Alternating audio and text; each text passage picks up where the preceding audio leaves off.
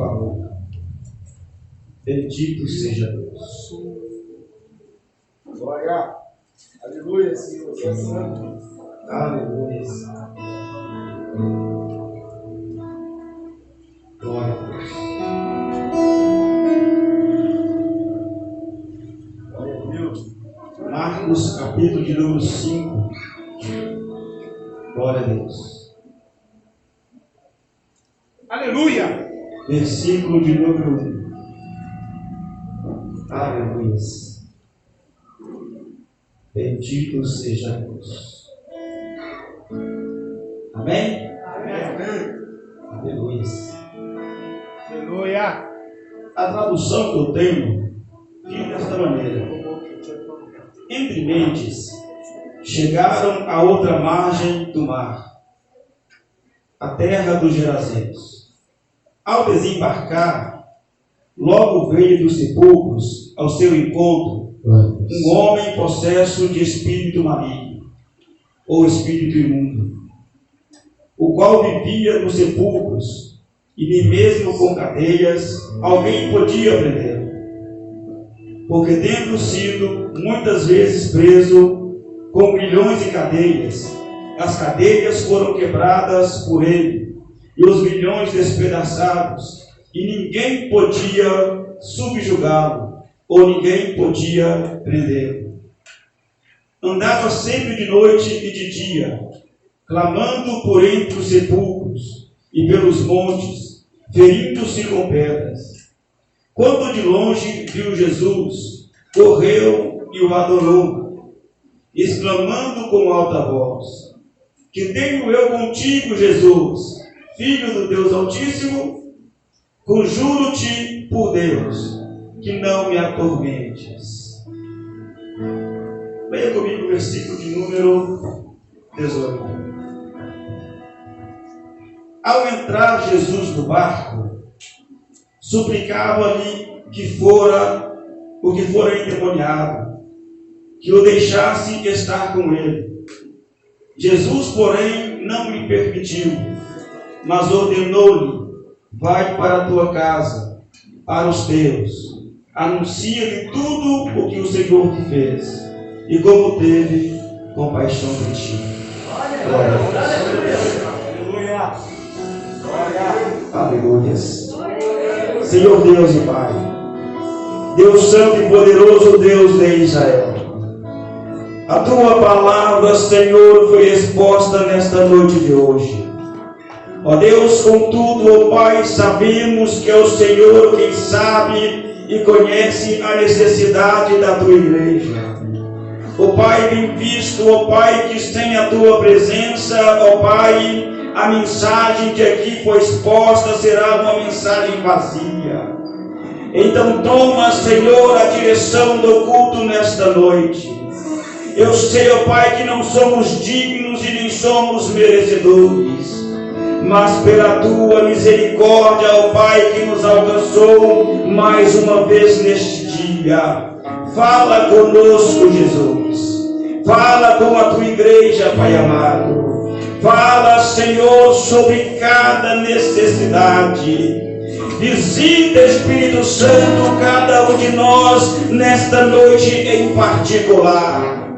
Os pilares da tua revelação, ó Pai, nós conhecemos: exortação, consolo, meu Deus, e correção. Então fala, Senhor, os teus pilares da revelação. Fala com cada um de nós, ó Pai, naquilo que necessitamos. Ó Deus, fique à vontade. Ache graça sobre o teu povo, sobre a tua igreja.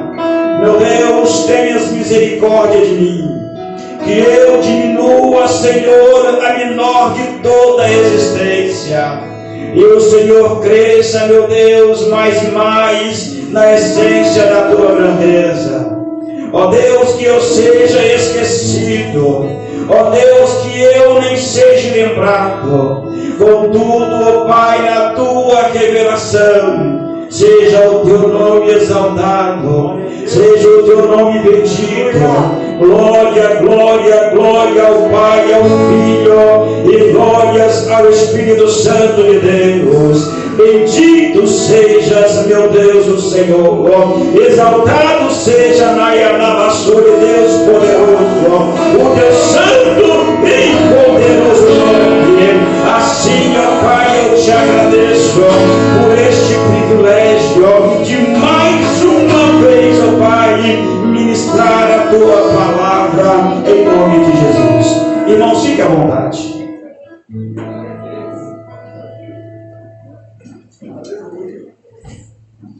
Glória a Deus. Irmãos, eu não sei vocês. A pastora falou um negócio aqui, quando ela estava terminando. Ainda tinha muita coisa para acontecer hoje. Aleluia. Eu estava no meu canto ali, eu ouvi essa igreja pegando fogo, você acredita? Aleluia. O fogo que pegava, irmãos, era o fogo do Espírito Santo. Pastor, por que você sabe? Porque ele não consumiu a igreja. Aleluia. O fogo do Espírito Santo, ele não consome a igreja, pelo contrário, ele fortalece. Aleluia. Atos capítulo 2. O Espírito Santo desceu como livros repartidos de fogo sobre a cabeça de todos. Glória. Ele não consome, ele fortalece.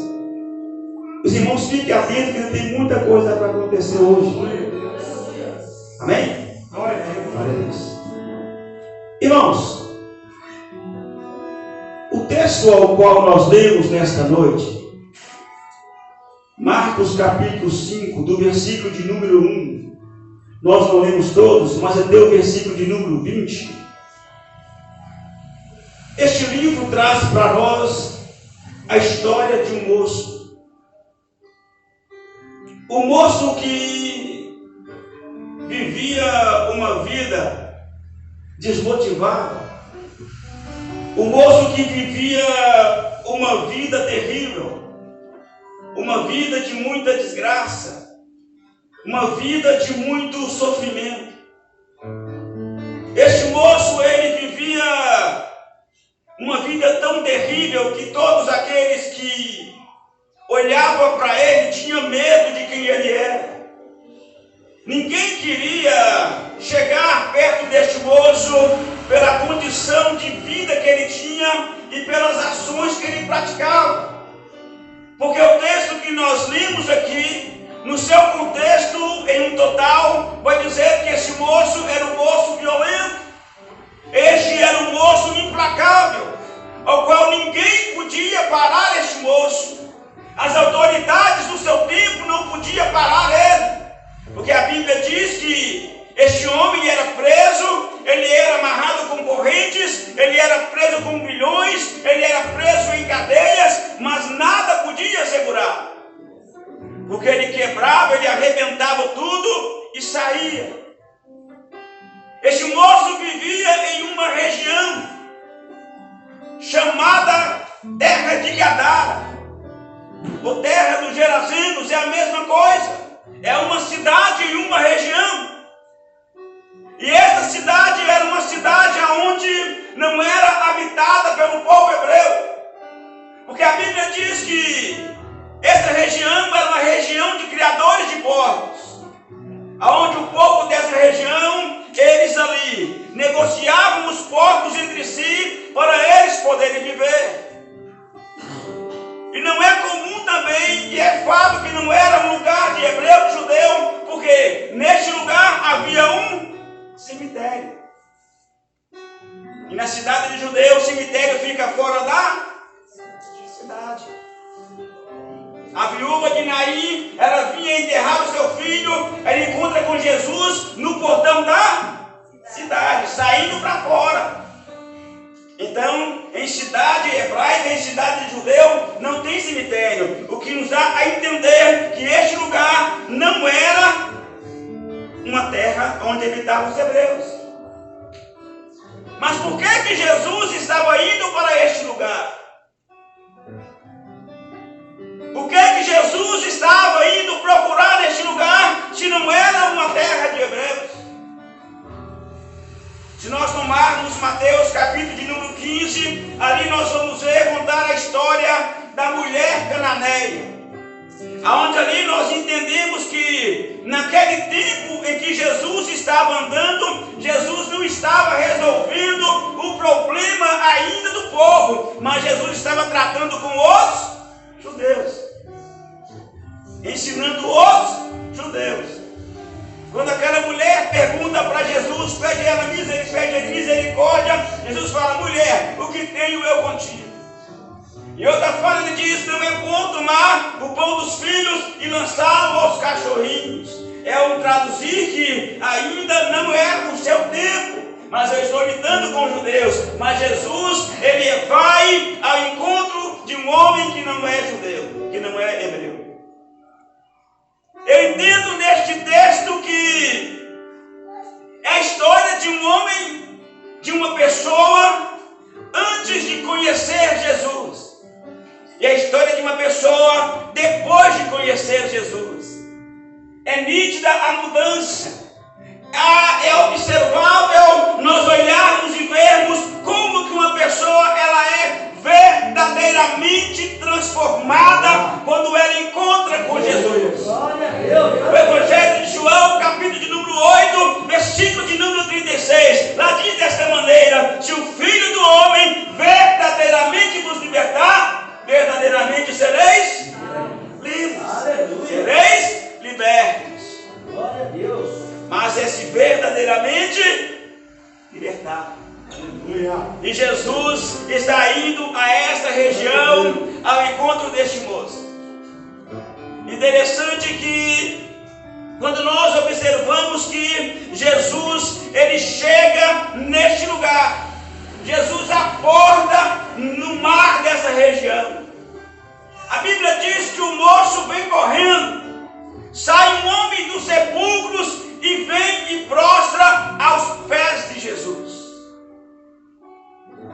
O que é que eu entendo com isso nesta noite, irmãos? Que quando nós estamos passando por um momento difícil da nossa vida, nós só queremos procurar Jesus. Quando estamos naquele momento de tribulação, naquele momento de angústia, aleluias, nós reconhecemos Jesus. Então a intenção é corrermos e prostrarmos diante dele. Porque tem muitos que pensam que Jesus é um amuleto da sorte. Quando eu tomo Jesus, quando eu tenho ele ao meu lado, eu passo pelas lutas, vou vencendo e vou sair do outro lado. Mas quando eu chego do outro lado, Jesus já não me vale mais nada. Então eu posso pegar o meu amuleto, colocar no bolso ou colocar no cantinho da casa, que quando eu precisar, eu sei aonde eu vou buscar. Mas infelizmente Jesus não é um amuleto da sorte. Jesus ele não é algo que está somente ao seu dispor, ao seu trabalho. Mas quando Jesus ele acorda naquela região, este moço ele vem correndo, aleluias, e o homem prostra diante dele. E este homem, ele estava tomado de uma legião de demônios. A Bíblia fala que o demônio se identifica por legião porque eram muitos demônios. É certo. Mas se nós formos tomar pelo ensinamento o que é uma legião, nós temos que uma junta de soldados romanos, uma legião de soldados romanos, conta-se 6.000 soldados. Então nós tiramos que uma legião de demônios são 6.000 demônios. Imagina só uma legião de demônios dentro de uma pessoa. Uma legião de demônios tomando um homem ou uma mulher. Imagina a situação de vida em que esta pessoa vive. Eu te pergunto, pode o homem resolver o problema deste homem? Pode a autoridade natural, a autoridade humana resolver o problema deste homem?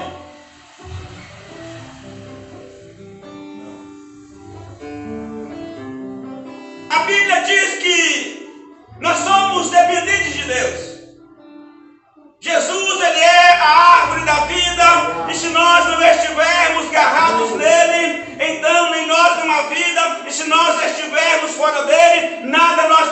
fazer, porque sem Ele não podemos fazer nada. E tem pessoas, pastor, que estão vivendo nessa situação. Tem pessoas que estão caçando solução no vizinho. Tem pessoas que estão caçando preencher o seu vazio nas farras lá fora. Tem pessoas caçando preencher o seu vazio com coisas, aleluias, que não são de Deus. Mas infelizmente tem situações e tem vazios que somente Deus pode resolver na nossa vida. Aleluia. Glória a Deus. Aleluia. Às vezes Satanás ele chega bem de mansinho, como dizem por aí, com seus sapatinhos de algodão. E engana mesmo, irmãos. 2 Coríntios capítulo 10, versículo 14, se não me engano, Paulo fala que Satanás se transforma em quê? Em um anjo de luz. Já observou, pastor? Satanás está ali buzinando no ouvido. Eu não tenho discernimento, eu estou olhando, eu estou vendo um anjo. Porque Satanás não se apresenta de rabinho, de chifrinho, de tridente, não, irmãos. É Bíblia. Ele é enganador, ou não? Você vê o enganador, ele vai vir de uma forma que ele vai te enganar. Meu Deus. Mas eu louvo a Deus porque na terra ainda tem profetas de Deus. Na terra ainda tem homens e tem mulheres de Deus. Que ainda busca os dons espirituais. Porque Paulo diz que uma igreja que não busca os dons espirituais é uma igreja cega, é uma igreja que não vai prosperar, mas uma igreja que se preocupa em buscar os dons do Espírito Santo, uma igreja que se preocupa em buscar a presença de Deus, ainda é uma igreja que tem poder de Deus, ainda é uma igreja que não é enganada, ainda é uma igreja que consegue resistir às investidas de Satanás, ainda é uma igreja que consegue enxergar além do que os olhos naturais conseguem ver. Glória a Deus. Glória a Deus.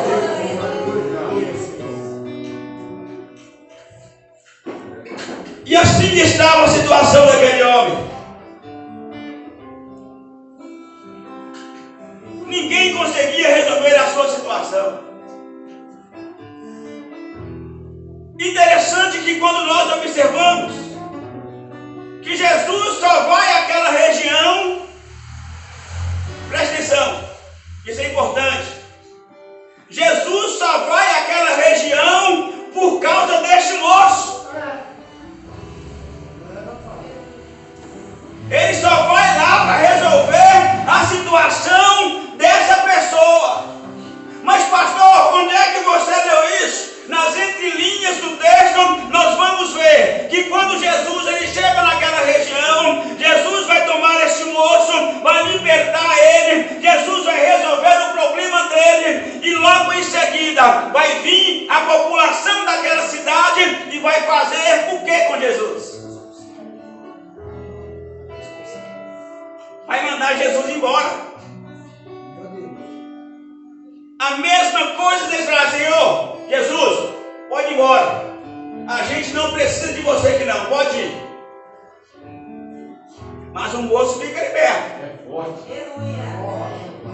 O moço fica com a consciência consciente, o moço passa a ter visão, o moço começa a raciocinar, aleluia. O moço agora, ele vai se tornar o quê? Crente. E Jesus vai pegar este moço e Jesus vai designar sobre ele uma autoridade. Jesus vai designar sobre ele uma ordenança. Porque a vontade dele era entrar no barco e seguir junto com Jesus até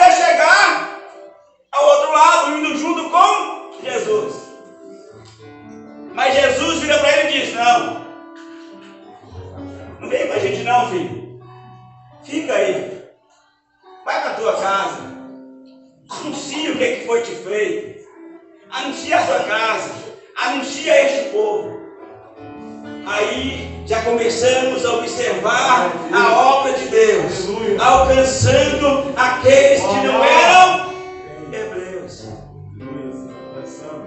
Já é Jesus ordenando, já é Jesus qualificando, já é Jesus preparando pessoas para fazer a sua obra de maneira excelente. Glória a Deus. E olhando para este texto, irmãos, eu consigo observar o seguinte: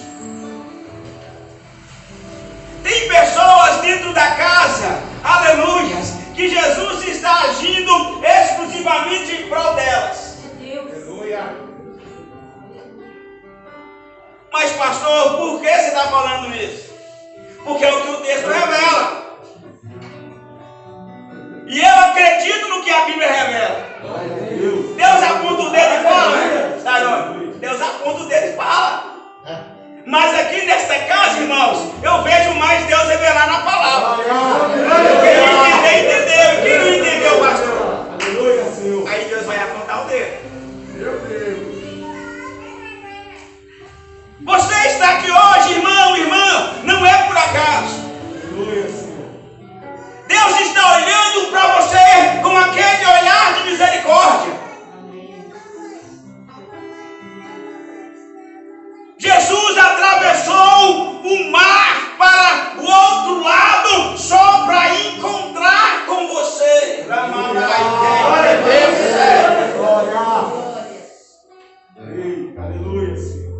E Satanás tem um olho de tandera, tem um olho tão grande, que ele já está vendo que Jesus está vindo. Ele está vendo que a embarcação está chegando. O que é que Satanás planeja? Se você pegar do versículo 35 ao versículo de número 40, irmãos, Jesus está atravessando o lago para o outro lado. Tinha pescadores dentro do barco, irmãos. Homens experientes na profissão, que ficaram com medo, porque se levanta uma tempestade no meio daquele lago e eles vão ficar amedrontados. E por isso, nas entrelinhas para entender essa passagem, nós observamos que o que se levantou dentro da água não foi algo natural. Porque Pedro era um pescador experiente, João era experiente, os discípulos, a maioria, eram pescadores experientes. Então, se fosse algo natural, seria algo fácil deles contornarem. Mas eles vão ficar amedrontados, atemorizados. Porque Satanás, no meio do lago, vai entrar para tentar impedir que a embarcação de Jesus chegue até a terra dos Gadarenos. Ei! Se você não entendeu ainda, irmãos, Satanás está tentando impedir você de alcançar aquilo que Deus te preparou. Se você não entendeu ainda, no meio do mar, no meio do trajeto, Satanás levantou uma grande tormenta para tentar te impedir de chegar. Você é experiente. Você sabe o que está acontecendo. Mas quando você para e observa e vê, não, isso não é normal. Isso é uma coisa espiritual. Se você parar, se você se prostrar, Satanás vai vir e vai passar por cima de você.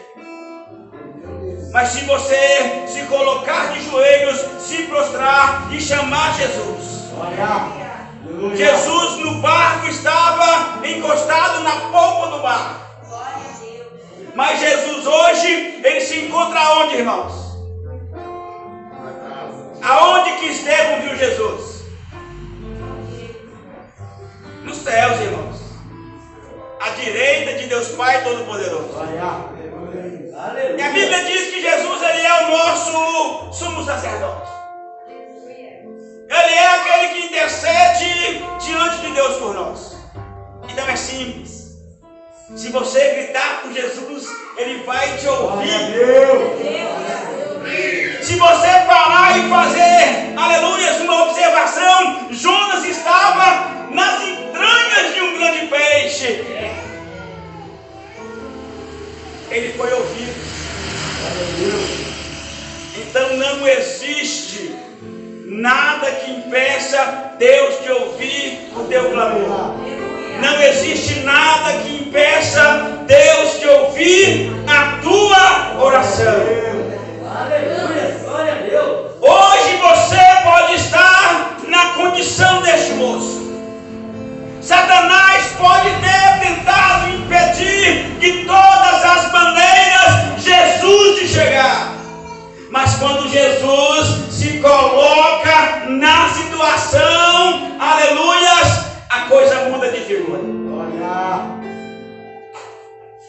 Quando Jesus se levanta, Jesus ordena a tempestade e ela se acalma. Aí já é de se observar que a Jesus foi dado todo o poder e toda a autoridade nos céus e na terra. Então não existe, irmãos, lutas que se nós colocarmos Jesus na situação, que nós não vamos vencer. Não existe situação que nós não vamos vencer, se Jesus estiver na causa.